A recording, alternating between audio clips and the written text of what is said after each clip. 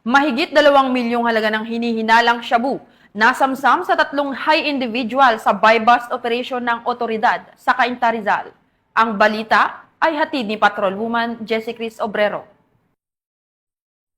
3 high-value individuals ang naaresto sa isang matagumpay na buy-bust operation ng Cainta Municipal Police Station sa Barangay San Isidro, Cainta, Rizal. Nakumpiska sa operasyon ang tinatayang 320 gramo ng hinihinalang shabu na nagkakahalaga ng humigit kumulang 2.1 million pesos. Kinilala ang mga sospek na sina alias Calef, 46 taong gulang operation manager ng isang security agency at residente ng Los Baños, Laguna.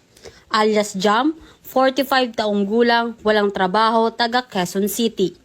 At alias Nasser, 53 taong gulang, isang security guard mula sa Pandi, Bulacan.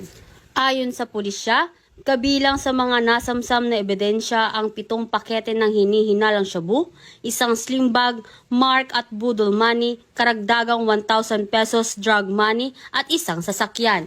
Ang operasyon ay naisagawa sa pakikipagtulungan sa PDEA. Ang mga sospek ay isinasailalim sa drug test at kasalukuyang nasa kustodiya ng Cainta Custodial Facility. Sila ay sasampahan ng kasong paglabag sa Section 5 at 11 ng Republic Act 9165 o Comprehensive Dangerous Drug Act of 2002.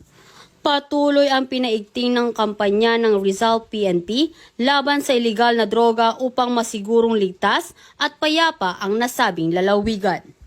Mula dito sa Calabarzon, ako ang inyong Police News Network Correspondent, Patrolwoman Jessie Cris S. Obrero, alagad ng batas, tagataguyod ng Balitang Pulis.